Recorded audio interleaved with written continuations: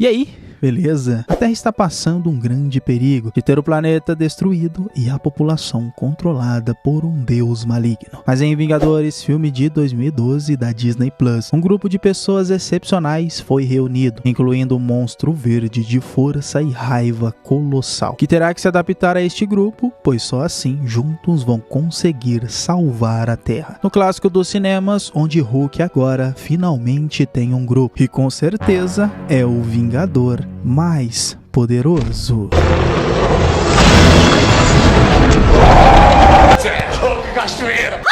Loki, o deus da mentira e também irmão de Thor, o deus do trovão, recebeu uma ordem de Thanos para capturar o Tesseract, uma das joias do infinito que até hoje ninguém faz ideia de como foi parar na Terra. Mas agora está sob os cuidados da SHIELD, a NASA e as forças aéreas lideradas por Nick Fury. E o Tesseract estava se comportando mal. Influência negativa de Loki, no qual o próprio foi levado até ele. E fazendo aquela pequena baguncinha na base secreta da SHIELD, atacou alguns agentes e corrompeu o coração e a mente do Gavião Arqueiro. E junto o cientista Eric Selvig, onde seu propósito era pegar o Tesseract. E mesmo Nick Fury dizendo que a raça humana não tinha rixa com o povo dele, Loki soltou uma das frases mais clássicas desta história. Nós não temos rixa com o seu povo. O verme não tem rixa com a bota. Nossa! E depois um tiro em Nick Fury deu um jeito nas coisas. E daí pra frente é só pra trás, né? Perseguição em alta velocidade,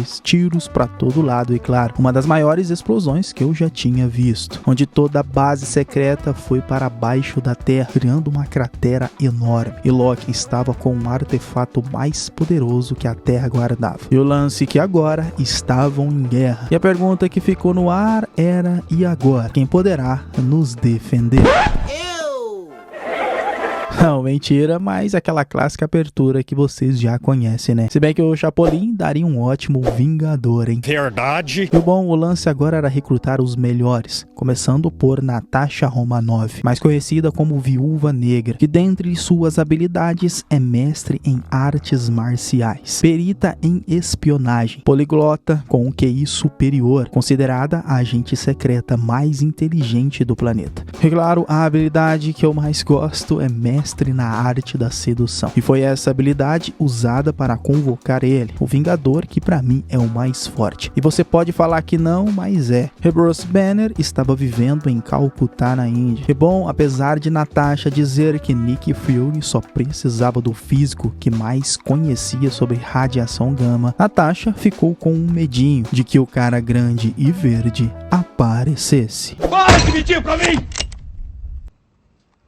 Se era apenas Bruce Banner, ele aceitou numa boa. E o próximo era o super soldado Steve Rogers, que tinha força, agilidade, resistência, reflexo e capacidade de cura muito superior à de qualquer ser humano comum. E também era capaz de arrebentar vários sacos de pancada com apenas um soco, sendo convocado pelo Nick Fury, que acreditava que ele poderia liderar este grupo. E depois não podemos esquecer dele, né? Do super-herói blindado Tony Stark, que dentre suas habilidades é um genial cientista, extremamente inteligente e muito à frente do seu tempo, criador do reator Ark, fonte de energia que até alimentava sua nova Torre Stark, e da Mark, a armadura humana mais poderosa que existe. E claro, um detalhe bem simples, é um dos homens mais ricos do mundo e dono de um ego infinito, que a única pessoa que consegue deixá-lo humilde é a senhorita Pepper Potts, sua noiva. E conseguindo passar pelos protocolos de segurança da Torre Stark, Phil, um agente da SHIELD, o convidou para a iniciativa Vingadores, a junção desses heróis excepcionais para algo que as forças armadas não fosse capaz de enfrentar. Apesar da SHIELD ter recursos ilimitados para fazer até um porta-aviões voarem de verdade e ainda de quebra desaparecer, Nick Fury temia que o Tesseract pudesse trazer a destruição total da Terra. E como primeira missão, o Capitão América tinha que interceptar Loki na Alemanha, em um museu no qual ele já chegou arrancando o olho do curador e causando uma pequena baguncinha, já pediu para as pessoas se ajoelharem, usando um dos seus poderes de manipulação. Queria que a população se curvasse para ele. Mas aí o homem de outro tempo apareceu, com seu clássico escudo que eu sempre quis ter um, mas o da Hasbro não é nada barato, que apesar da determinação, foi Tony Stark que o prendeu, chegando e já atacando Loki. Manda ver, Homem-Rena. Uai! Mas o que eles não sabiam ainda é que Loki tinha um irmão, o Deus do Trovão, que estava atrás dele. E o seu objetivo também era o Tesseract, que não é segredo que Thor é imortal, e além de poder voar e controlar a atmosfera, é dono de uma força extrema, e um dos raros seres do universo capaz de levantar o martelo de Mjolnir, sendo um dos seres mais poderosos que existe. E esse também foi o primeiro encontro de Tony Stark e Thor. Não tem ideia de com que está lidando. Shakespeare na área? Tua mãe sabe que usas a cortina dela? E o primeiro confronto entre os dois também, mostrando que a Mark realmente era uma armadura poderosa, aguentando as porradas de Thor. Mas aquilo ali era uma briga sem sentido. E o que realmente foi poderoso nessa parte foi o escudo de Vibranium do Capitão América, que foi capaz de devolver com a mesma intensidade o ataque do Deus do Trovão. E acho que só assim chegaram a um acordo.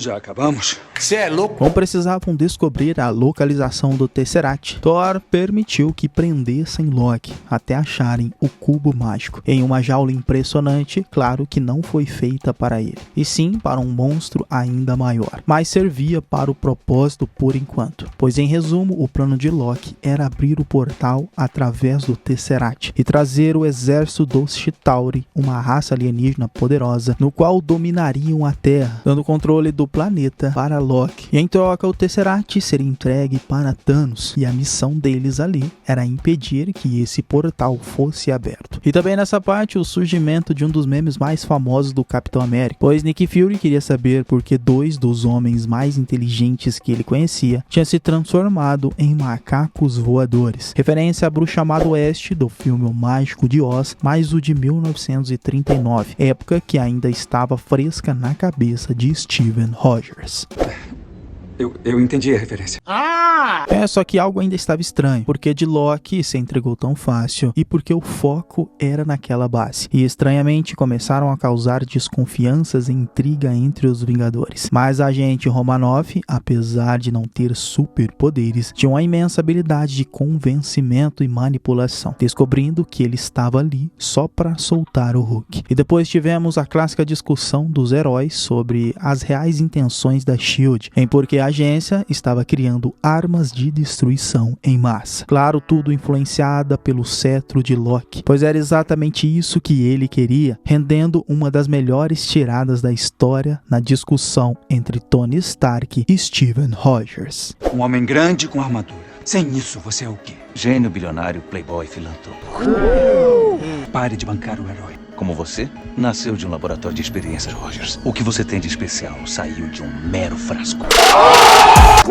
Enquanto isso, o Gavião Arqueiro, manipulado por Loki, chegou ao porta-aviões. E aí sim, a ação iria começar de verdade, destruindo um dos motores do porta-avião. E sabe, uma das partes que eu mais gosto deste filme, pois Tony Stark e Steven Rogers precisavam consertar o motor, senão aquele porta-aviões despencava. E Romanoff ficou com a perna presa em uma barra de ferro ao lado de Bruce Banner, que agora sim ele iria aparecer, o monstro verde se transformando, o plano de Loki dando certo. E como eu falei da habilidade de todos os Vingadores, dele não podia faltar, né? Se bem que não é segredo, né? Dono de uma colossal força física, capaz de ficar cada vez mais forte quando sente raiva, onde muitos acreditam que a força do Hulk é ilimitada, imunidade extrema e capacidade de regeneração rápida. rápida, sendo outro herói imortal por ali. E em falar em deuses, a luta dele e Thor, a pancada comeu solta, pois Thor queria acalmar a fera, mas não era nada fácil, né? Era força bruta e raiva pra cima do Thor. E Hulk ainda tentou levantar o martelo, e como sabemos, para isso acontecer precisa ter um coração puro, e o nosso amigo Hulk tinha um coração puro, só que puro ódio.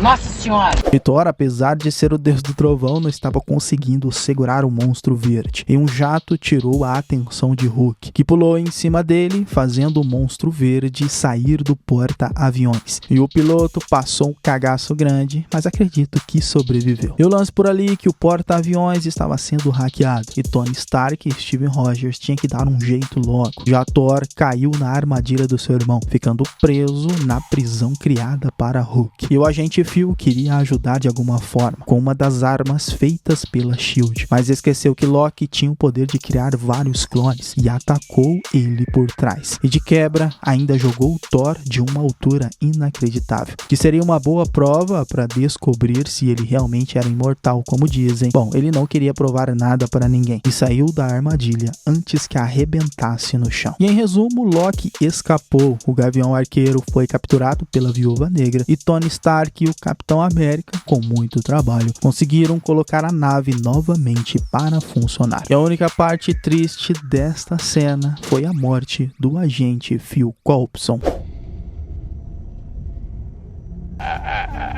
Mas acabou sendo o combustível para que a iniciativa Vingadores pegasse no tranco, mas ainda tinham muito o que fazer, como o Gavião Arqueiro voltar ao normal e se reunirem novamente. O mais importante, trabalharem em equipe. E bom, em resumo, o cubo foi encontrado, estava justamente em Manhattan, na Torre Stark. Mas não era possível destruí-lo, pois a barreira era pura energia e não podia ser rompida por nenhuma arma de Tony Stark. Então o plano de Tony era trocar a armadura, enquanto dava aquele atrasalado em Loki, que agora tinha os Vingadores, composta por ele, um super soldado, um semideus, uma criatura verde e poderosa e 2 assassinos, que se não conseguissem salvar a Terra, iriam vingá-la. Que Loki, por sua vez, disse que o exército dos Chitauri estavam a caminho e nada mudaria isso, e também iria corromper o seu coração. Olha, o exército, ele tinha razão, pois o portal foi aberto, mas o coração de Tony Stark, aí eu já não sei. E depois de um pequeno conflito, aí eles chegaram, os alienígenas que dominariam o mundo, que agora o caos se espalhou na Terra, né? E a hora da grande batalha para salvar a Terra começar. E até a equipe se reunir novamente, foi muita coisa acontecendo. Até um Leviatã apareceu. E sabiam que agora precisavam de todos, principalmente de Bruce Banner. E a ação não faltou. Estamos falando de uma das maiores bilheterias da história do cinema, né? Então a ação aqui foi o que fez muita gente voltar a gostar de heróis novamente. E até que finalmente a cena clássica deles se reunindo aconteceu, no qual Bruce Banner apareceu em uma motinha. E segundo Tony Stark, iriam colocar todos eles na festa. E segundo o Capitão América, era uma boa hora para Bruce Banner ficar com raiva, né? E quando eu assisti no cinema, esta foi a parte que a galera urrava na frente da tela.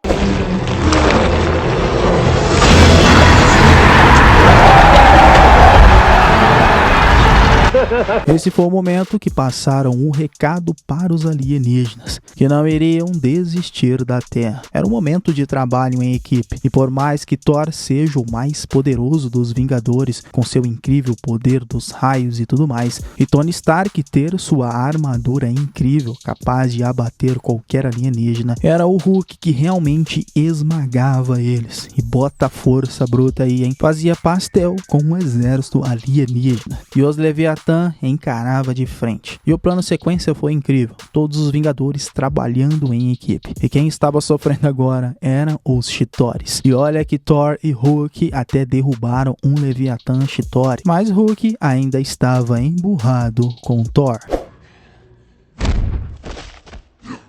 Mas essa luta seria árdua e em vão, e se não fechassem o portal, a guerra iria continuar, e a qualquer momento os Chitauri iriam dominar a Terra. E desse jeito o governo iria enviar uma bomba nuclear em Manhattan, não pensando nos civis que estavam por ali. Mas Natasha atraiu Locke. O Gavião Arqueiro atirou uma flecha para ele cair em uma armadilha, pois a única coisa capaz de acabar com a barreira de energia era o cetro de Locke. Mas antes ele teve que enfrentar o Hulk. Ele disse que ele era um deus e não seria parado por uma criatura ridícula.